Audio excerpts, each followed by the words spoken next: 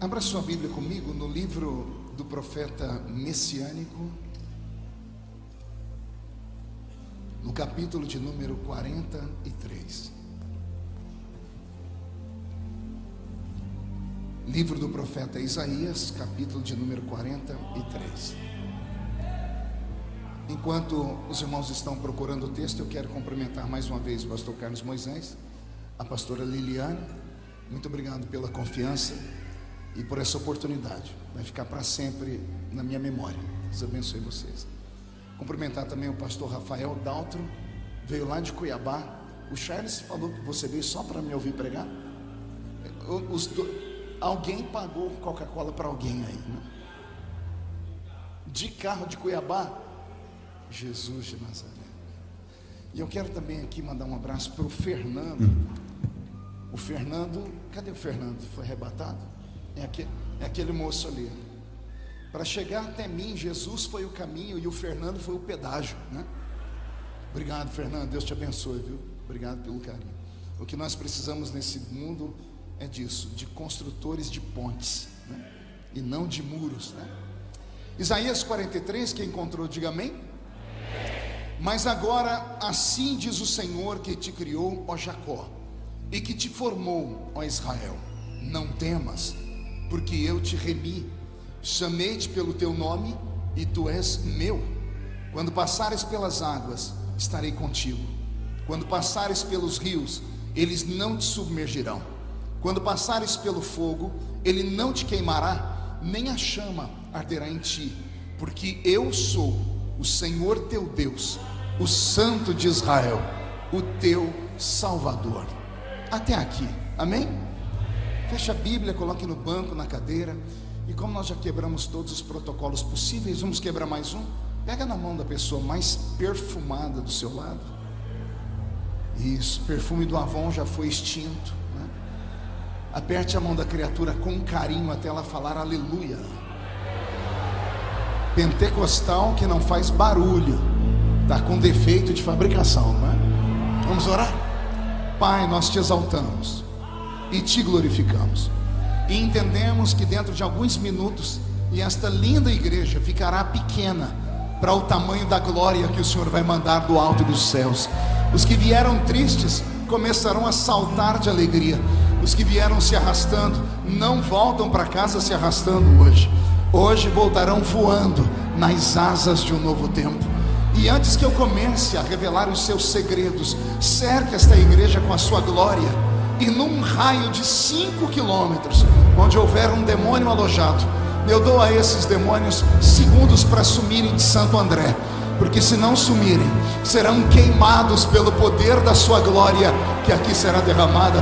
Rasgue o céu sobre nós, manda anjos de fogo descerem aqui, que estes anjos desçam trazendo brasas de fogo nas mãos, comecem a esparramar estas brasas entre nós, e onde houver um crente cheio do Espírito Santo, pega ele nesta noite, Jesus, e mostra o caminho da verdadeira e poderosa adoração. Fala conosco, fica conosco, é o que eu te peço agora e sempre. E toda a igreja diz: os que podem, então, no seu assento, aplaudindo a Jesus, porque Ele é bom, porque Ele é maravilhoso. O texto que eu li nessa noite com os irmãos, ele é um texto ungido. Aliás, toda a Bíblia ungida é. Mas existem textos e textos. Existem alguns textos que têm tanto poder no que está escrito, que a simples leitura faz com que a igreja vibre. Não sei se você prestou atenção, na medida em que estávamos lendo o texto, alguns crentes saíram por alguns segundos da terra e tocaram os céus, porque são textos carregados de uma revelação muito profunda.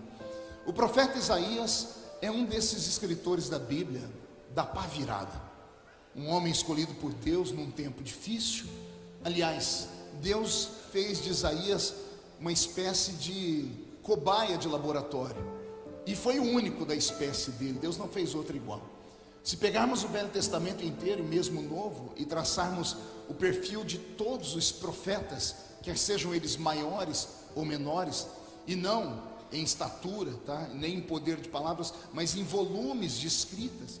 Nenhum deles se compara a Isaías. E todos os outros, com exceção de Isaías, vieram da plebe, vieram do meio do povão. Isaías é o único que nasce com um sangue azul.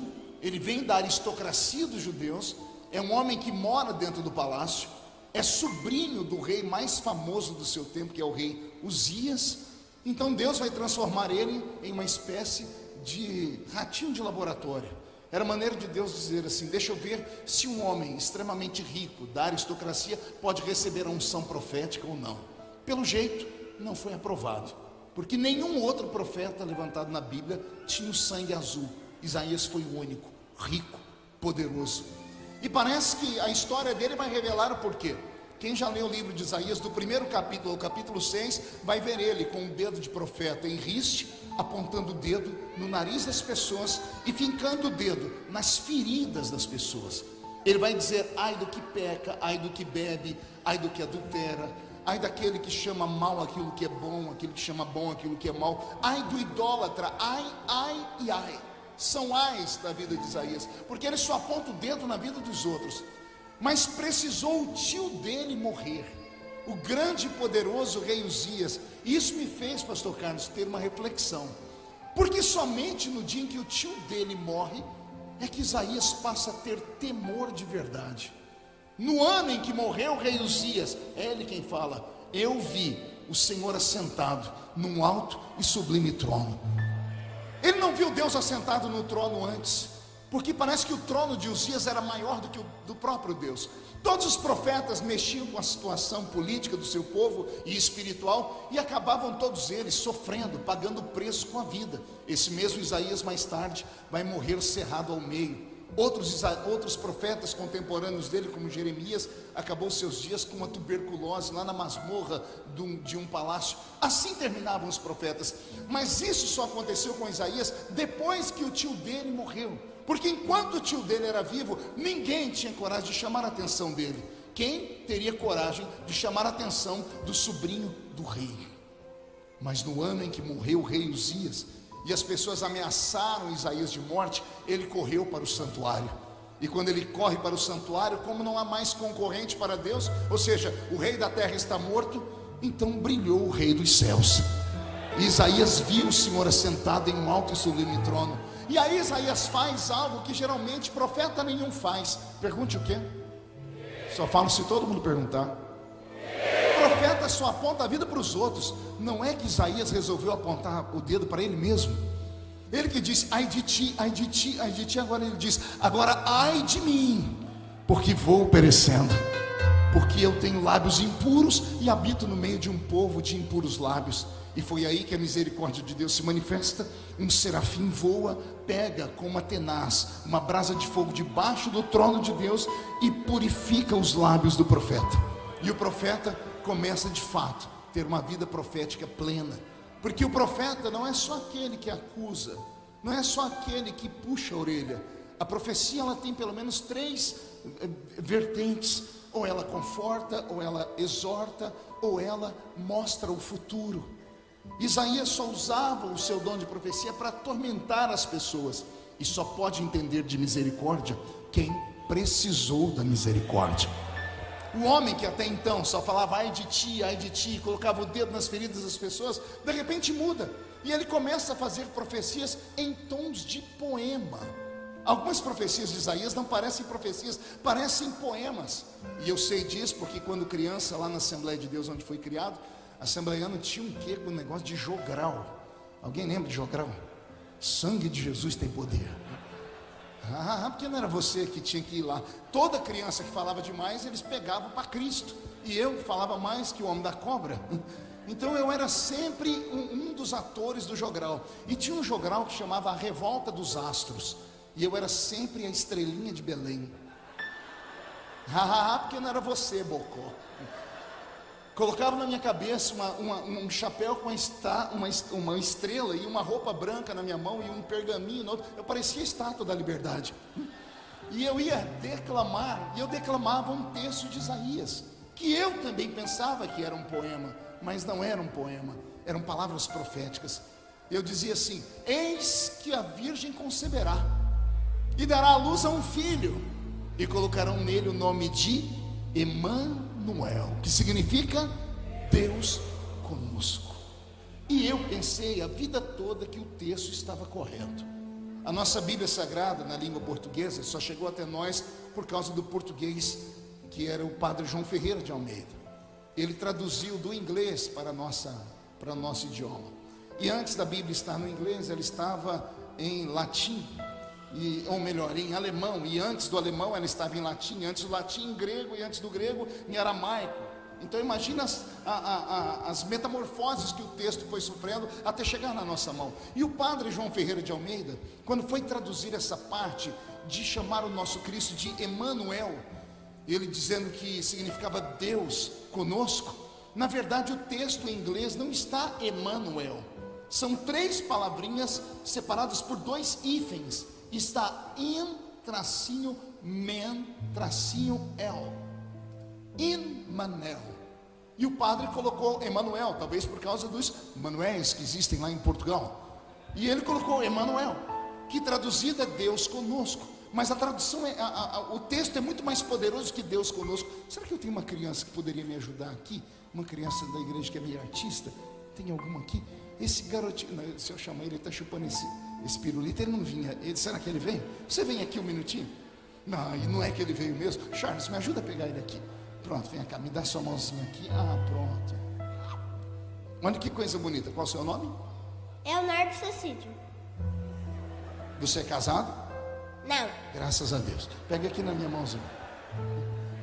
A tradução de João Ferreira de Almeida diz Deus conosco. Emanuel, Deus conosco. O que seria Deus conosco? Seria isso aqui: você vai para a escola e Deus vai com você.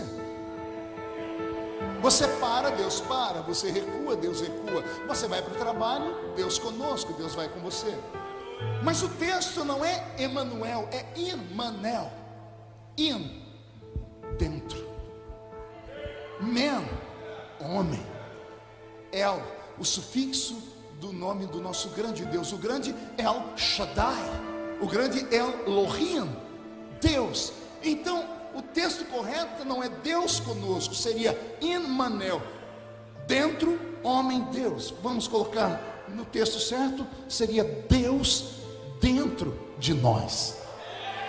Então o texto não é Deus conosco. Segura. O texto não é Deus conosco, é Deus dentro de nós. É mais ou menos isso aqui. Não é Deus te levando, é você sendo a carruagem de Deus. Alguém ajude ele e dê para ele um pirulito que estava muito gostoso ali. Isso seria a tradução correta. Isaías faz profecias no seu texto sagrado que dá arrepios. Por exemplo, ele vai dizer assim: eis que a virgem conceberá, dará à luz a um filho, colocarão nele o nome de Emanuel. Mas ele também diz outra palavra, ele diz assim: eis que o menino nos nasceu, e o filho se nos, não ouvi direito, o filho se nos, o menino, o filho, o menino e o filho. Eu pensava que Isaías estava sendo redundante, mas não estava. Ele estava com uma luneta telescópica invisível, espiritual, enxergando 700 anos no futuro, porque essa é a distância entre ele e o nascimento de Jesus. E ele enxerga Jesus nascendo, e ele não vê apenas o homem, ele não vê apenas o Yeshua, ele vê o Cristo, porque ele está dizendo: o menino nasceu, porque o menino é de carne. Homem só é homem porque nasce. O menino vai nascer, o filho não. O filho é um unigênito. Ele desce, ele entra dentro do ventre dela e faz dela ser a mãe do Salvador. Ele vê Jesus em suas 2 etapas, homem e Deus. Isaías é profundo demais. É o texto ou o livro mais sagrado para os judeus até os dias de hoje. E por isso eu deixo aqui apenas um conselho: leia mais o livro do profeta messiânico. Posso ouvir um amém? A Bíblia protestante, essa que você carrega aí, ela tem exatos 66 livros, sim ou não? Sim. Curiosamente, o livro do profeta Isaías tem 66 capítulos. Porque a nossa Bíblia, ela tem 66 livros. Por que é chamada de Bíblia? A palavra Bíblia vem de biblos, ou seja, uma biblioteca. Ela tem 66 livros, divididos em 2 tempos. Nós chamamos de Velha Aliança e Nova Aliança. Antigo Pacto, Novo Pacto. Velho Testamento, Novo Testamento. No Velho Testamento, 39 livros. No Novo Testamento, 27 livros. Qual é a diferença desses 2 testamentos? Por que há uma separação entre esses testamentos? Quando eu era jovenzinho na igreja, as Bíblias antigas, feitas pela Sociedade Bíblica, vinham a propósito, separando o Velho do Novo Testamento com 4 páginas em branco. Alguém lembra dessa fase aqui? Acho que só eu e o pastor Carlos mesmo, né? Só a gente é mais velhinho. 4 páginas em branco. Cada página representava 100 anos de silêncio. Entre Malaquias e Mateus existe um período chamado interbíblico, um período de 4 séculos, 400 anos que Deus ficou sem falar com o povo. Era como se Deus tivesse desistido da humanidade. Deixou a terra, sentou do seu trono e ficou observando a terra. Por 4 séculos há um silêncio de Deus. Interessante é que se você pegar o Velho Testamento inteiro e tentar condensar numa visão divina, nós vamos ter a visão de um Deus terrível, de um Deus que abre o céu e manda fogo para a terra, de um Deus que abre a terra e engole os homens, de um Deus que manda anjos cegar os homens. O Velho Testamento inteiro, se você torcer, não se assuste se pingar sangue, e nem se você ouvir gritos de ais e uis, porque no Velho Testamento Deus está olhando para a raça humana e Ele tem em uma mão uma chibata e na outra mão um cajado, e Ele desfere golpes sobre o povo, porque Ele quer trazê-los à sua presença. Não funcionou. O Senhor volta para o céu e se silencia na terra. De repente, no Novo Testamento, temos o mesmo Deus se manifestando. Só que agora, Ele não vem com um chicote. Agora Ele não vem com uma chibata, nem com um cajado pesado. Ele desce com um vaso de alabastro, carregado de azeite, para curar a ferida de toda a raça humana. Então o Deus do Velho Testamento é um Deus que está irado. O Deus do Novo Testamento é um Deus que está apaixonado. O livro do profeta Isaías, quem já leu ele ou estudou, do primeiro capítulo ao capítulo 39, vai ver Deus furioso. Deus acorda o profeta sempre na madrugada para dizer para ele: tem um povo que tem olhos e não vê, tem ouvidos e não ouve, tem boca e não fala. O meu povo não me segue, o meu povo não faz isso, não faz aquilo. Deus está irado. Do capítulo 40 para frente, Deus esconde toda a sua ira e começa a dizer: Isaías, eu sou apaixonado pelo meu povo. Chegará um tempo que esse povo vai ter condições de encher os seus celeiros sem ter que usar dinheiro. Chegará um tempo que o melhor da terra virá para a mesa deles. Chegará um tempo que a criança vai correr junto com a áspide, com a cobra. O leão vai caminhar ao lado do cordeiro. E um tempo de paz e bonança virá sobre o meu povo. O livro do profeta Isaías, portanto, é quase que uma mini Bíblia. Existem muitos segredos neste livro. Quem entendeu, diga eu entendi. Só a irmã que entendeu, mais ninguém. Vou perguntar de novo: alguém entendeu? Diga eu entendi. Pois bem, agora o capítulo 43 que eu li para vocês, esses 3 versículos, eles já moveram a minha vida por muitas vezes, e eu acredito que vai mover a vida de vocês também. Deus está nessa fase zen. Deus não está lá até no capítulo 39 que Ele está bravo, lembra? Do capítulo 40 Ele está apaixonado, Ele está feliz, Ele está alegre. Ele está tão alegre que Ele acorda o profeta Isaías e diz: Isaías, acorda aí. Pois não, Senhor. Isaías, eu tenho um povo, não são 2 nem 3, tenho um povo. Só que esse meu povo é dividido em 2 grupos. Sério, Senhor? Seríssimo, Isaías. Quais grupos, Senhor? Eu tenho uma parte do meu povo que é feita só de gente normal, e a outra parte, Senhor, só de gente doida. Explica de novo, Senhor. Eu tenho uma parte do meu povo que é feita de gente normal, e a outra é feita de gente maluca. E aí, Senhor? E aí, Isaías? Que pode ninguém compreender o meu povo, mas eu compreendo. E por compreender o meu povo, eu faço promessas dentro daquilo que eles conseguem entender. Como assim, Senhor? Para os normais, meu filho, eu tenho que fazer promessas normais. Promessas com as quais eles não têm que fazer não tem que fazer exercício mental, não tem que usar muita intelectualidade, basta ouvir e de pronto ele diz: isso é verdade. Para eles eu faço promessas simples. Diga comigo, simples. Mais uma vez, simples. Tipo de promessa simples, Senhor. Assim, ó, se passares pelas águas, elas não te afogam. E isso é simples, Senhor. Isaías, todo ser humano em vida já passou ou passará pela triste experiência do afogamento. Quem aqui já quase se afogou? Levante a mão para eu ver. Ó, tem uns aqui que são assembleanos. Nunca se afogaram porque nunca foram na praia. Não vão em piscina. Ah, coisa ruim. Quem foi que disse a você que a gente só se afoga indo na piscina ou na praia? Às vezes a gente se afoga tomando um copo d'água.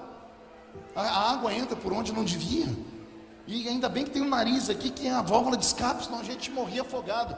Agora vai melhorar. Quer ver quem aqui já quase se afogou? Levante a mão para eu ver.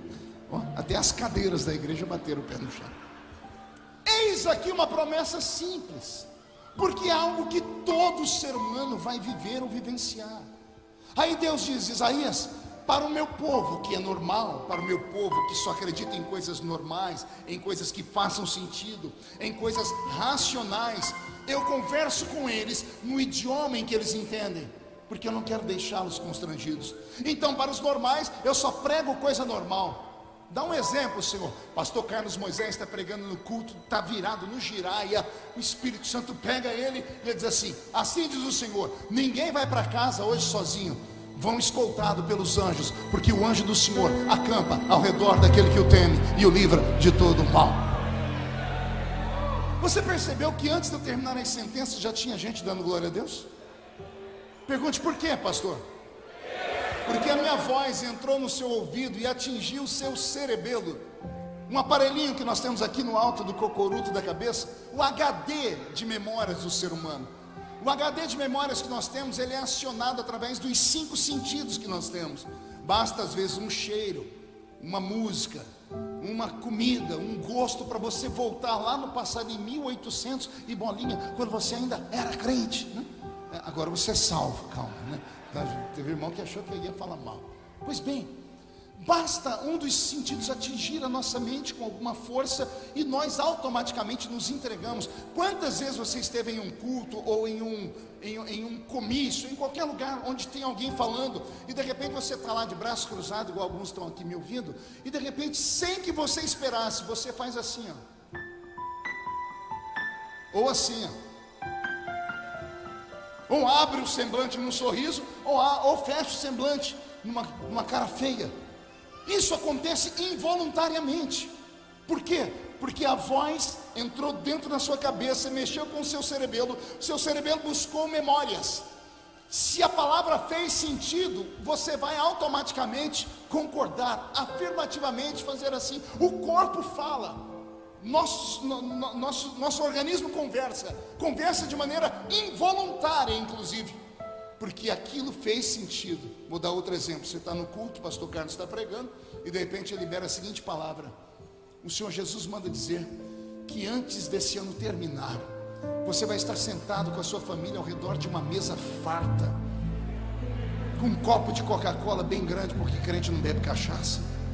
E você vai dizer: aquele pastor tinha razão, porque eu e a minha família, eu e a minha casa, em prosperidade, servimos ao Senhor.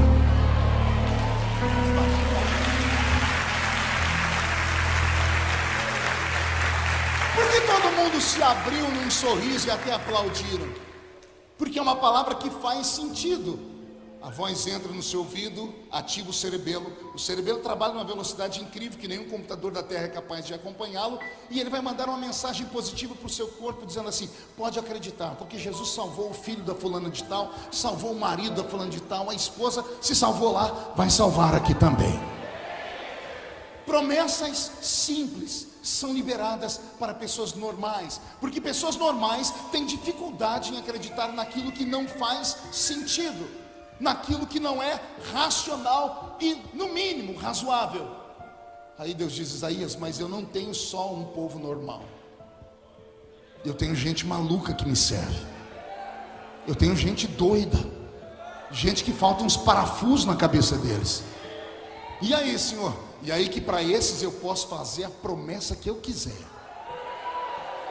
Como assim, Senhor? Eu posso fazer uma promessa maluca que eles acreditam. Que tipo, Senhor? Se passares pelo fogo, a chama não queima você. Vem comigo meditar nisso. Como assim passar pelo fogo e a chama não queima? Não faz sentido. Deus não está dizendo se passar do lado, por cima ou por baixo. O Senhor está dizendo, se passar pelo meio do fogo, a chama não queima você. Mas como assim? A chama é feita do fogo, e o fogo é o elemento mais poderoso que Deus criou no universo. O fogo derrete o ferro, evapora a água, queima a madeira. O fogo será usado na purificação desse planeta. O apóstolo Pedro, na sua encíclica, disse que a terra e os elementos que agora nela existem, ardendo em fogo, se desfarão.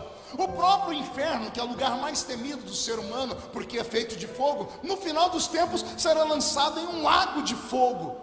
O fogo é o elemento mais poderoso do universo. Hebreus 12 diz que o próprio Deus é um fogo devorador. Aí vem Deus e diz assim: Isaías, avisa o meu povo que se levantar contra eles, o maior poder já criado se levanta para cair, porque não toca em nenhum deles. Isso não é uma promessa normal, é uma promessa maluca. Imagine o pastor Carlos pregando aqui um dia dizendo assim: Deus está me dizendo que tem uma irmãzinha que veio congregar conosco há pouco tempo. Ela é muito simples, ela tem um trabalho muito digno, mas o trabalho dela é muito simples. Ela trabalha como gari, ela não sabe ler nem escrever e só tem 2 dentes na boca, o zagueiro e o atacante. E ela, essa irmãzinha, dentro de 30 dias, estará dentro de Washington DC, dentro da Casa Branca, diante de Joe Biden, dizendo a ele assim: Happy is the nation whose God is the Lord. Não escutei nenhum glória a Deus agora. Por quê? Por que ninguém deu glória a Deus? Porque não faz sentido. É algo humanamente impossível. Uma pessoa que não tem estrutura nenhuma dentro de 30 dias e falar em outra língua com um presidente de uma nação, da nação mais poderosa do mundo, apesar que a China está engolindo todo mundo, mas isso é outro assunto para um outro dia. Mas veja só, isso é uma promessa que não faz sentido. Por isso, quando eu falei ela, não houve reação nenhuma na igreja, a não ser pessoas rindo com a cara de deboche, porque era o esperado. Vou dar outra. Pastor Carlos está virado daquele jeito. Ele diz: Deus está me dizendo que tem um irmão aqui, ele é pedreiro, um trabalho digno, mas ele não sabe ler nem escrever também. Mas dentro de 2 semanas ele receberá uma carta que virá da Espanha, e a carta vem com o selo de um grande escritório de advocacia, que ao mapear em árvore genealógica de um príncipe espanhol, descobriu que o último herdeiro dele congrega aqui na Igreja Voz da Verdade. E essa criatura vai receber como herança 8 castelos e 100 milhões em dobrões espanhóis.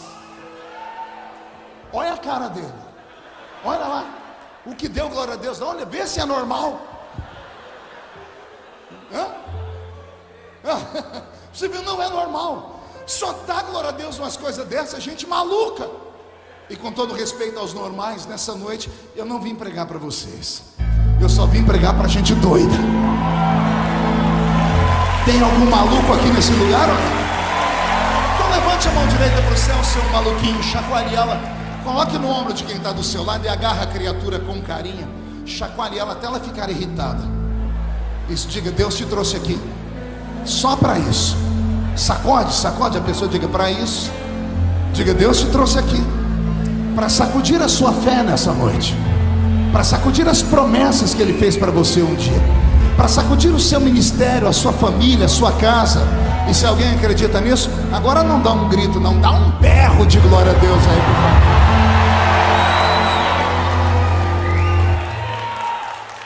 Ah, meu Deus, eu acho que eu estou pregando no lugar certo, porque a história dessa igreja nasce com um homem sentado em um cinema, e lá de dentro da tela sai um homem para conversar com ele, e todo mundo aqui acreditou. Então, eu estou no lugar certo, vim falar com gente maluca. E o Senhor me trouxe aqui não foi para contar coisas novas, o Senhor me trouxe aqui só para te fazer lembrar que tudo que Ele falou na sua vida, tudo que Ele prometeu, quem viver verá, para ver acontecer. Por mais louco que tenha sido a promessa, por mais extravagante que tenha sido o profeta, por mais incrível que tenha sido a palavra falada, se você ficar na sua posição de crente, acreditando, esperando, e não simplesmente parando, vindo na igreja apenas como um mero assistente, entrando na igreja como se entra num teatro, não. Aquele que tem promessa, ele reage diante da promessa. Não basta vir para o culto e ficar aí olhando o pregador com essa cara feia. Não vou olhar, senão eu entrego a pessoa. Fica olhando a gente com essa cara feia, parecendo que foi batizado num pote de vinagre. Não pode vir para a igreja desse jeito e ficar o culto inteiro com esse olho seco, parecendo olho de sapo que morreu no dia de enchente. Está numa igreja pentecostal, mas não consegue abrir a boca nem para respirar. Ficar com essa boca travada, essa boca de aço, essa língua de ferro, esse queixo de concreto, não traz as promessas. Mas se Deus encontrar uns maluquinhos aqui dentro, antes do culto terminar, você será envolvido no manto das promessas do Senhor. Tem promessa mesmo? Então escute aqui. Eu estava pregando na igreja Batista da Lagoinha, lá em Belo Horizonte, há um tempo atrás. E naquela época que a gente ainda vendia CD, livro, DVD, que era uma época tão bonita, né? Saía do culto tão feliz. Hoje o YouTube, o inimigo entrou profundamente. Só o Senhor vende, a gente não vende nem com reza brava, né? Vou orar pela sua vida no fim do culto. Estou eu lá na porta da igreja vendendo os DVDs, os livros, os CDs. Chegou um mineiro para falar comigo, gente. Mas era um mineiro muito matuto, bem da roça. Tem algum mineiro aqui? Tem algum mineiro? Essa raça descobriu o mundo. Eu estava pregando em Nagoya, no Japão, e fiz essa pergunta. 1.200 pessoas de zóio rasgado. Tem algum mineiro aqui? Levantou um dos zóio rasgados. Uai, sou eu, estou aqui. Não, mas como você está aqui? Aí ela falou que era Nisei, não sei. Isso é um trem desse aí, né? Mas isso é outra conversa para outro dia. Eu estou lá na porta, vendendo meus materiais. O mineiro chegou, mas chegou chegando. Olhou para mim e disse: senhor pastor, eu senti de te dar um presente. Eu falei: eu senti de receber, me dê logo. Porque os irmãos só dão pedido de oração para a gente, ninguém dá presente, com exceção da Igreja Voz da Verdade, que eu já cheguei a receber.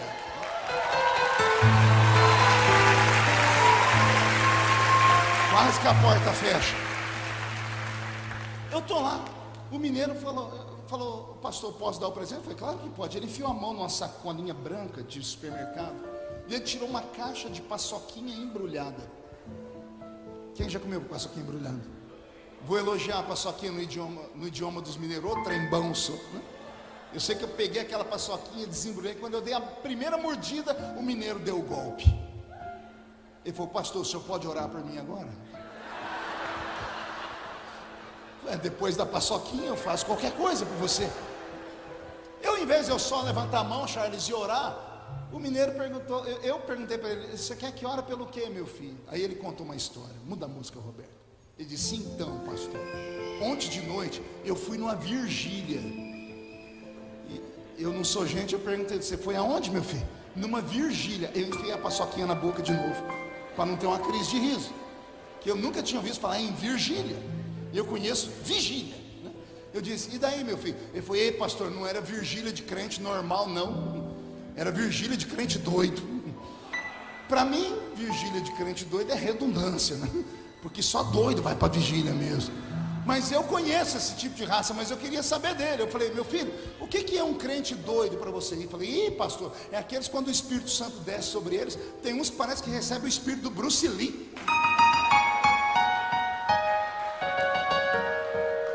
Qual o seu nome? Quem tá? Daqueles gritos, aquelas coisas de maluco assim. Eu falei: e aí? Ele falou: e aí, pastor, lá pelas tantas, levantou um profeta doido. Eu conheço profeta doido de vigília de crente doido, mas eu queria ouvir da boca dele: o que é um profeta doido, filho? Ih, pastor, aqueles profetas que quando vem profetizar para a gente quase mata a gente do coração, ué. Mas por quê?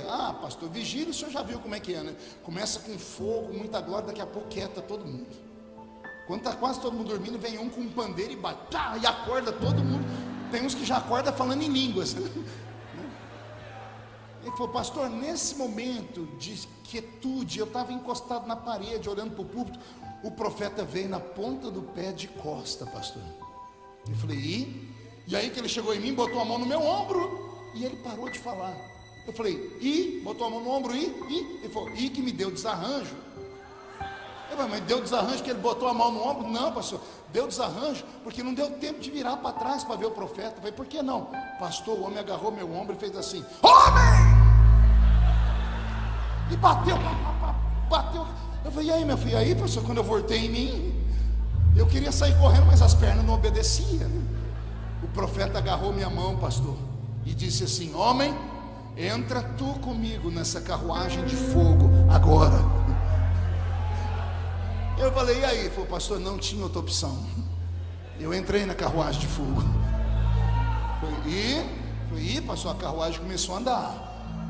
Falei: como assim? O homem agarrou minha mão, ele era mais alto do que eu, começou a me arrastar, e eu segurando, não consegui travar ele, e ele ia, e eu ia atrás. Pastor, ele correu na frente do púlpito, correu pelas lateral da igreja, deu as 2 voltas na igreja.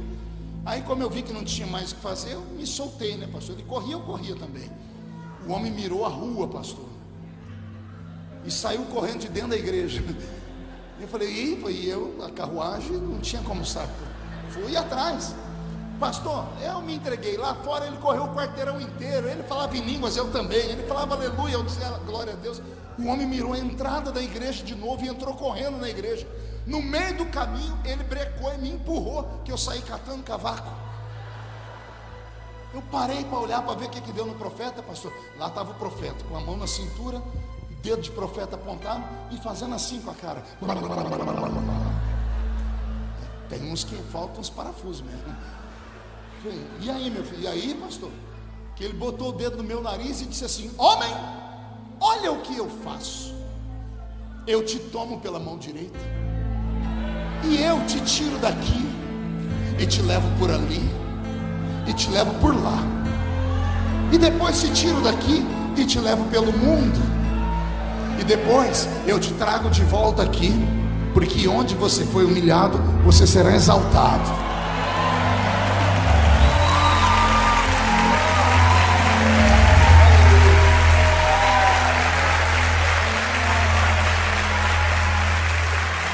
Eu amo a criatividade profética. Eu amo quando o profeta tem criatividade.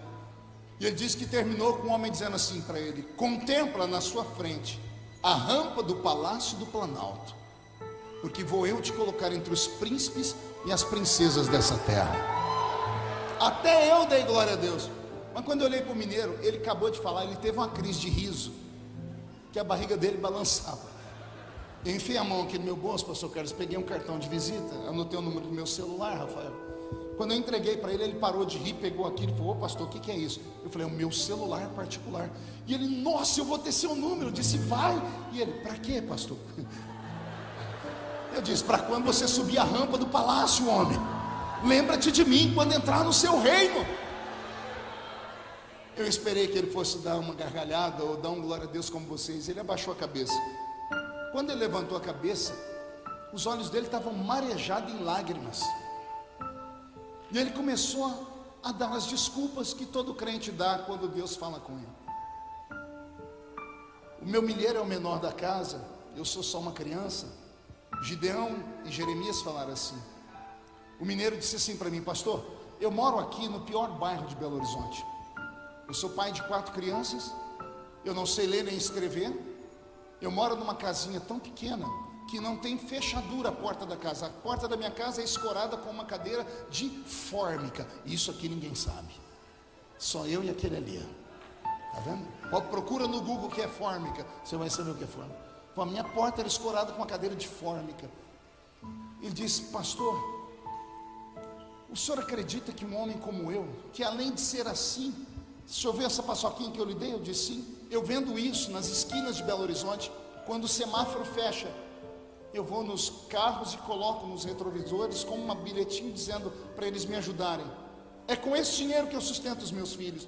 O senhor acha mesmo que um dia eu, esse homem que conta essa história, vou poder rodar o mundo? Ou subir a rampa do Palácio do Planalto?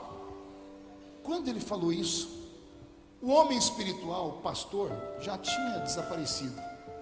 Só estava o homem natural. E o homem natural pensa com a racionalidade. Eu fiz uma equação muito simples na minha cabeça: analfabeto, pobre de marré, com a renca de filhos, viajar o mundo, rampa do palácio, impossível. Só que eu não ia dizer para ele que era impossível, mas também não queria ser leviano ao ponto de criar nele uma história que no futuro ia dar em frustração. Então, quando eu fui abrir a minha boca para falar assim para ele: vamos aguardar o tempo de Deus, aconteceu algo comigo que é um fenômeno. Eu não sei se os irmãos acreditam. Sumiu tudo na minha frente. Deus arrebatou os meus sentidos. Quando eu olhei para ele, ele não estava mais ali, e não era mais a igreja da Lagoinha, não era mais aquele lugar. Eu estava num lugar que eu não sei explicar para os irmãos se era grande ou pequeno, se era claro ou se era escuro. Era um ermo. E quando eu fui perguntar o que é isso, na minha frente, do chão, começou a brotar um edifício. Já viram aquelas cenas de televisão, quando eles colocam uma câmera em alta rotação, uma construção bem rápida? Eu vi nascer do nada um edifício, um prédio. Eu fui olhando enquanto ele estava sendo construído, até que lá em cima, as suas letras garrafais luminosas diziam assim: Hilton Hotel. Eu falei: eu conheço o Hilton Hotel. Quando eu disse conheço o Hilton Hotel, para mim mesmo, o que devia ser o 8º andar, apareceu um homem de terno e gravata. Eu não enxergava o rosto dele, porque tinha luz atrás dele, eu só via silhueta. De repente eu não estava mais aqui embaixo olhando para o homem, eu estava atrás do homem. O homem virava a cabeça e eu virava para ver o que ele via. Eu enxergava tudo o que ele via. Ele olhou para a esquerda, viu uma cidade bonita. Quando ele olhou para a direita, eu vi o estádio de Wembley. Eu falei: eu conheço isso aqui. Isso aqui é Londres. Quando eu disse isso aqui é Londres, uma voz gritou comigo: se lembra, meu filho? E eu não consegui responder, porque antes de responder, a cena desapareceu. Eu vi o homem que estava na minha frente ser jogado para frente, mais para frente do que onde eu estava, e ele foi caindo em câmera lenta, se transfigurando em um adolescente. O terno sumiu, e agora ele estava usando uma roupa que vocês aqui da capital talvez não conheçam, que era uma roupa de boia fria. Era uma roupa de pessoas que trabalham na lavoura, lá pelo interior de São Paulo. Umas roupas esquisitas, 2, 3 calças, 2, 3 camisas, meias na mão porque não tinha dinheiro para comprar luva, chapéu de palha na cabeça e um embornal nas costas. Havia até um facão aqui, um facão chamado facão Saran. Eu vi que era um cortador de cana de açúcar. Na outra mão ele tinha uma marmita, e ele estava subindo a boleia de um caminhão, que lá nós chamávamos de caminhão de pau de arara. Eu não vi o rosto do rapaz. Quando ele subia, a voz gritou comigo de novo: se lembra, meu filho? Eu não consegui responder, porque antes de responder o caminhão sumiu. O rapaz foi jogado mais para frente. Agora ele não é mais um adolescente, ele foi ficando pequenininho e sem roupa, e virou uma criança raquítica, usando um shortzinho rasgado, descalço, sem camisa, trazendo nas costas uma caixinha de engraxar sapato. O menino parou, olhou para mim e deu um sorriso banguelo. E o Senhor falou comigo: e agora? Se lembra, meu filho? E eu me lembrei que era eu. O Senhor contando a minha história de trás para frente. Aquele hotel Hilton, o hotel que eu fico todo ano quando eu vou pregar na escola bíblica em Londres. Antes de ser pregador, eu era cortador de cana, apanhava laranja, algodão e café no interior de São Paulo. E antes de tudo isso, eu era engraxate. Eu tenho a minha caixa de engraxar sapato até hoje, lá no meu gabinete pastoral, na igreja que o Senhor me confiou para pastorear. Aí o Senhor falou comigo: se eu fiz na sua vida, por que não posso fazer na vida do mineiro? Por que não posso fazer na vida dele? Aleluia.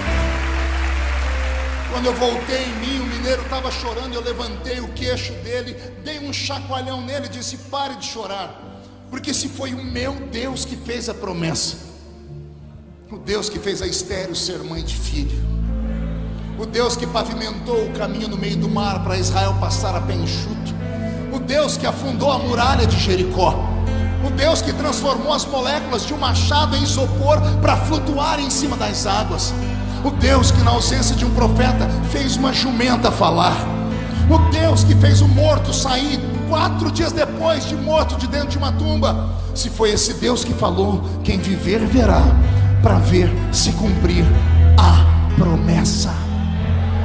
Eu não vim pregar coisas novas para vocês, até porque esses últimos dias estão tão difíceis, porque tem tanta coisa, tanta gente pregando, tanta inovação. Aliás, os pregadores de hoje nem querem ser pregadores, são coachings, né? E eles não querem mais que a igreja escute palavras, eles não aceitam mais. Eles querem que a igreja viva de autoajuda. E se você quer autoajuda, não precisa entrar nesta igreja nem na minha onde eu congrego.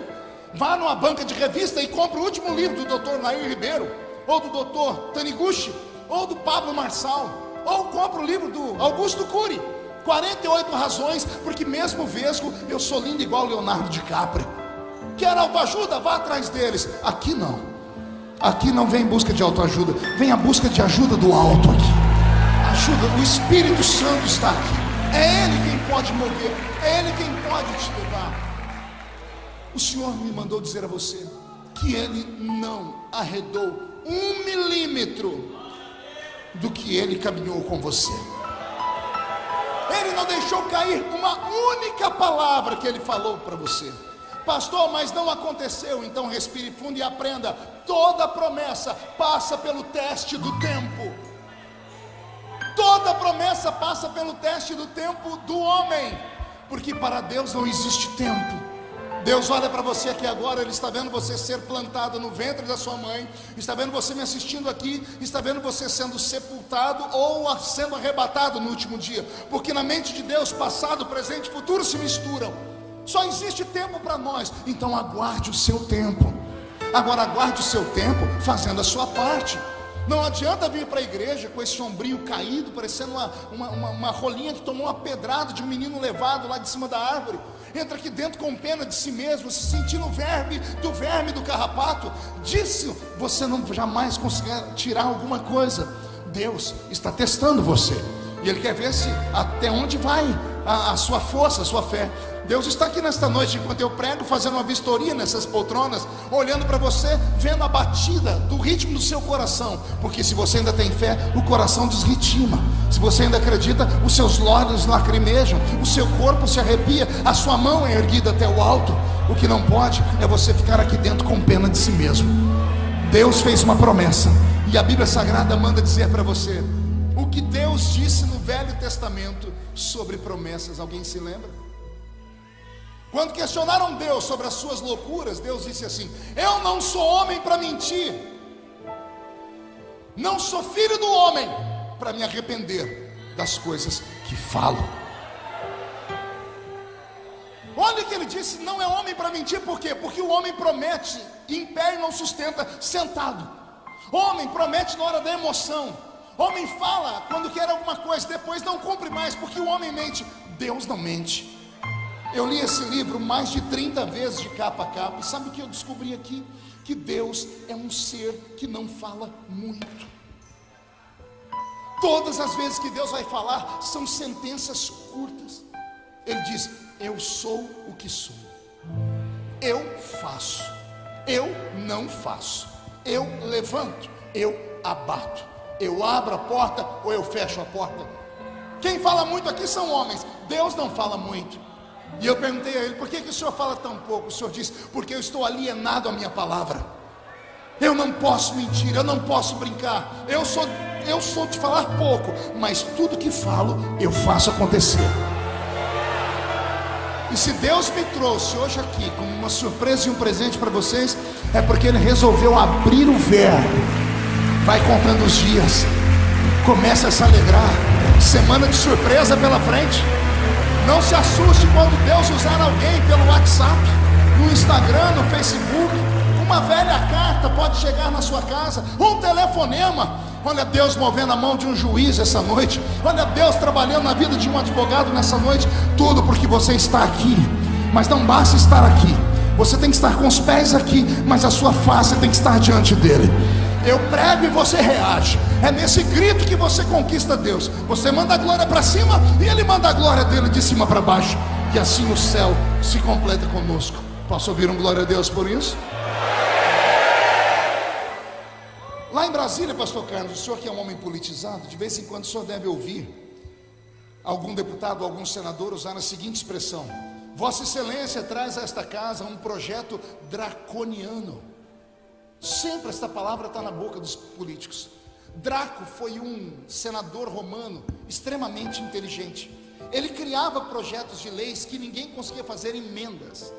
E os projetos que ele criava eram tão duros, eram leis tão duras, que ninguém conseguia mudar as suas leis. Por isso, os projetos difíceis são chamados de projetos draconianos. O que tem isso a ver com a pregação, pastor? No Velho Testamento, Deus deixou a palavra dele. Ele criou a lei. Não sou homem para mentir, não sou filho do homem para me arrepender daquilo que falo. No Novo Testamento, Deus endureceu a lei. Ele criou uma lei draconiana. Olha o que ele diz: passa o céu, passa a terra, mas as minhas palavras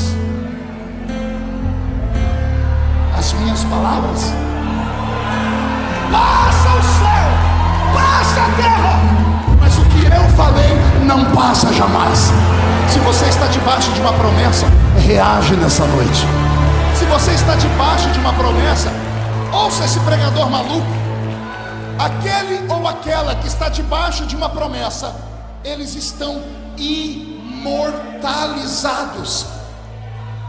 Vou repetir: quem está debaixo de uma promessa divina está imortalizado até que a promessa se cumpra. Vou repetir: quem está debaixo de uma promessa não precisa ter medo de assalto, não precisa ter medo de bala perdida, não precisa ter medo do Covid, não precisa ter medo de câncer, não precisa ter medo de AIDS, não precisa ter medo de bandido. Se você está debaixo de uma promessa, a morte se levantar contra você, e se vier no número de 11 mil demônios para te matar, 1000 cai de um lado, 10 mil cai do outro lado. Você não pode ser atingido, porque Deus não se contradiz. Deus não se contradiz. Agora vai valer para encerrar um puxãozinho de orelha. A nossa fé, a fé pentecostal, a fé cristã evangélica pentecostal, sempre foi uma fé simples. Nós sempre acreditamos em coisas loucas, e sempre funcionou. Mas de uns anos para cá a coisa está difícil. As pessoas querem uma prova, uma explicação razoável, querem uma explicação plausível. As pessoas deixam a sua identidade espiritual lá atrás. E agora são pessoas modernas, são pessoas importantes, são pessoas ricas.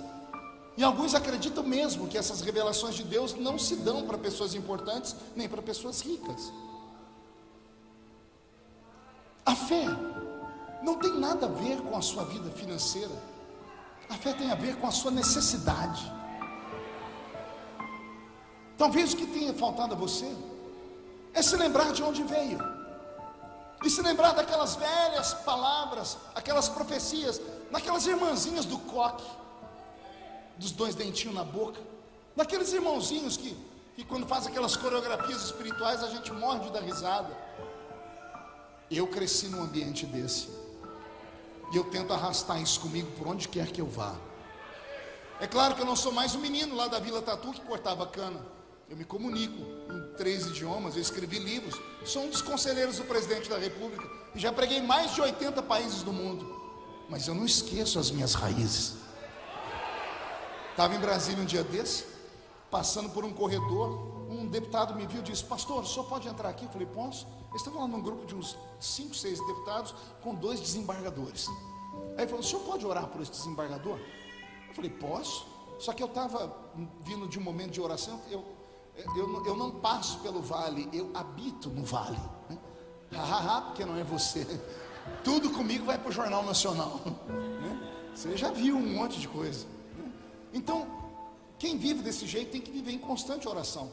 E eu estava numa manhã de consagração, e esse homem me chamou. Eu falei: claro.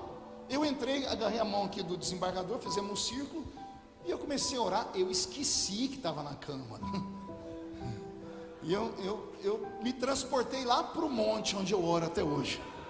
no meio do mato. Eu oro no meio do mato. Eu tenho uma equipe de oração. A gente sobe a montanha para orar. E lá a gente grita, pula, planta bananeira, dá tapa na árvore. É uma coisa do céu, né? Isso é coisa só para orador de monte. Tem algum aqui? Tem algum aqui? Tá tudo escondidinho aí, pastor. Tá vendo? A turma tá toda aí. Pois bem, eu encarnei um orador de monte. Eu dei 2 batidas com o pé no chão e um grito. Quando eu abri o olho, eu vi uns deputados fazendo assim. Eu falei, Jesus, aqui não. Segura. Pensou ficar tudo endemoniado ali? Quando eu vi que aconteceu isso, eu tomei uma cutucada aqui. Isso aqui chama ilharga. Você já deve ter lido na Bíblia que o anjo tocou a ilharga de Pedro. É aqui, ó. Vai numa pessoa e dá uma cutucada aqui para você ver o salto que ela dá. Eu estava orando, um abençoado de um deputado federal evangélico, que quase que eu entrego, bateu aqui na minha ilharga, né? Quando ele bateu na minha ilharga, eu falei, pois não, ele disse, calma, menos. Menos o quê? Menos. Aí eu diminui a oração, entreguei, amém. Quando eu fui saindo, ele me chamou num canto. Ele falou, vem cá, deixa eu sentar com você. Você já está aqui 2, 3 mandatos. Você é um homem importante hoje na nação. Você dá entrevista para televisão. Eu falei, e por que quando eu pedi para você orar, você fez aquela bagunça? Eu falei, mas que bagunça? Você bateu o pé no chão, você pulou. Eu falei, mas eu estava orando. Falei, e precisa de tudo isso? Eu falei, eu sou pentecostal. Ele falou, mas você é deputado. Eu disse, e? Eu falei para ele, como é que você acha que eu cheguei aqui? Não entendeu? Tem que desenhar. Como é que você acha que eu cheguei aqui no parlamento? Você acha que eu cheguei porque eu sou inteligente? Eu cheguei aqui porque quem me mandou para lá foi o meu povo. E o meu povo sabe que eu sou homem de oração. E não me envergonho do Evangelho de Cristo, porque ele é o poder de Deus para a salvação de todo aquele que nele crê. Para encerrar, você não tem noção do que Deus é capaz de fazer para cumprir uma promessa que Ele te faz. Eu encerro com esse exemplo bíblico. Tem um homem na Bíblia, eu vou desenhando e você vai vendo a cena. Ele está em cima de um cavalo, correndo atrás dos inimigos. E de repente ele para o cavalo. Ele olha para o céu e diz, Senhor, amanhã continuaremos a peleja. Aí o Senhor diz assim para ele, eu disse que entrego o inimigo na sua mão hoje.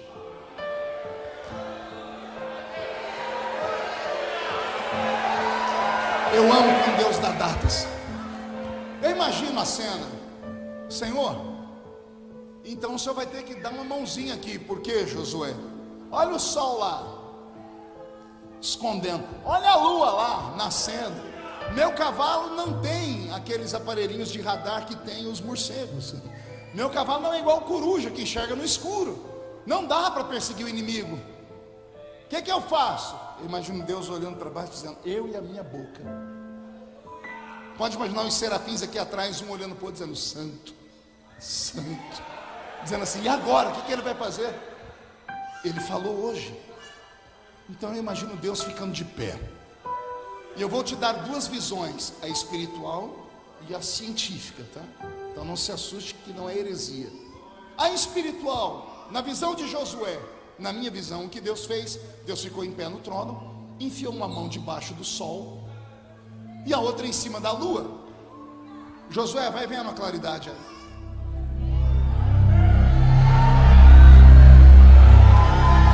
Tá bom? Só um pouquinho mais de luz. Não escurece até que o último inimigo caia por terra. Porque eu entrego o inimigo na sua mão. Que dia? Que dia? Essa é a visão simples, simplória. Na visão científica, o que aconteceu é algo extraordinário. Eu li um livro chamado Universo em uma Casca de Nós, ele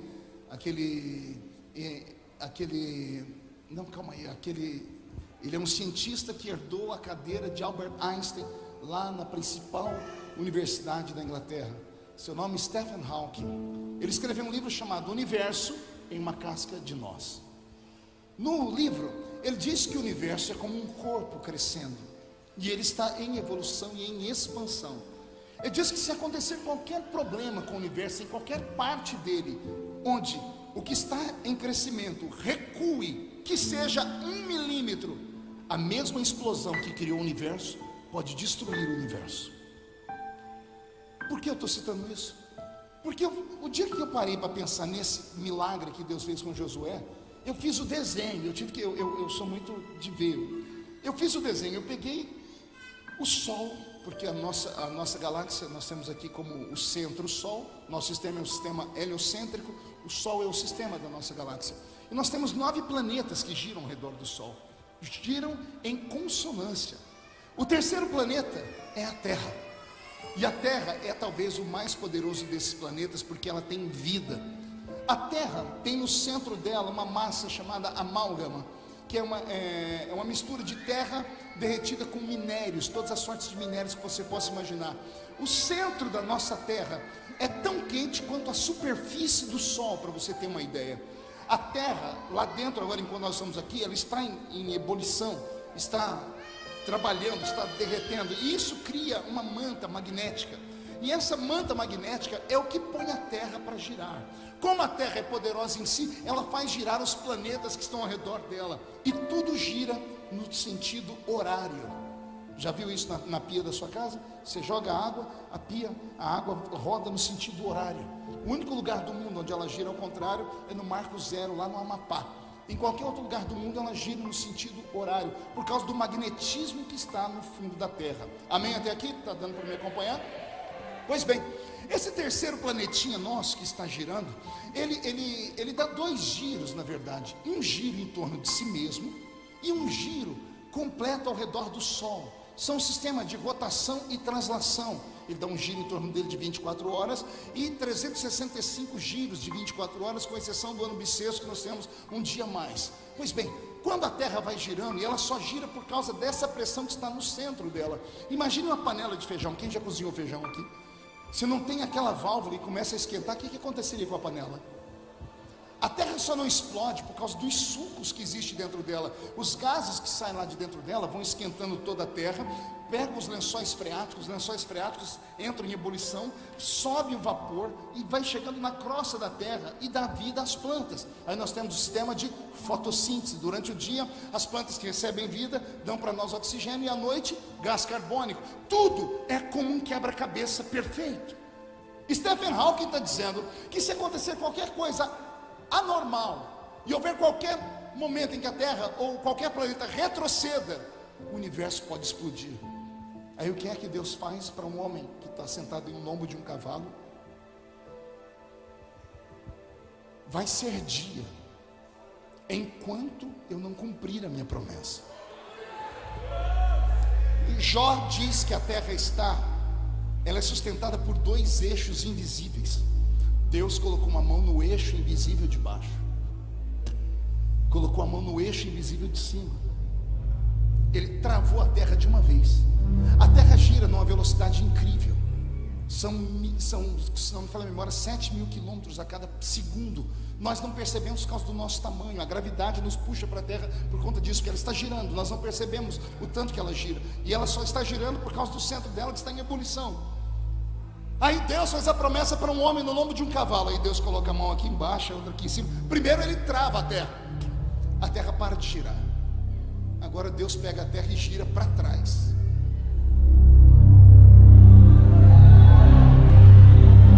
Não entendeu? Alguém lembra do relógio de Acais que girou 10 graus ao contrário? Deus fez a mesma coisa. Deus fez a Terra girar ao contrário. Deus arriscou toda a sua criação por causa de uma única coisa.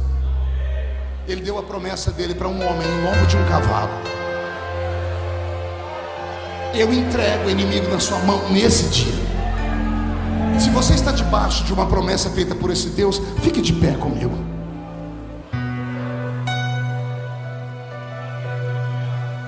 Precisamos voltar a acreditar. Precisamos voltar a crer. Nós não podemos desistir jamais dos nossos sonhos. Você serve a um Deus gigante, a um Deus extremamente poderoso, a um Deus que abre porta onde não existe parede. E esse Deus que abre porta onde não existe parede me trouxe hoje aqui para te dizer: tenha calma, o que eu prometi vai acontecer.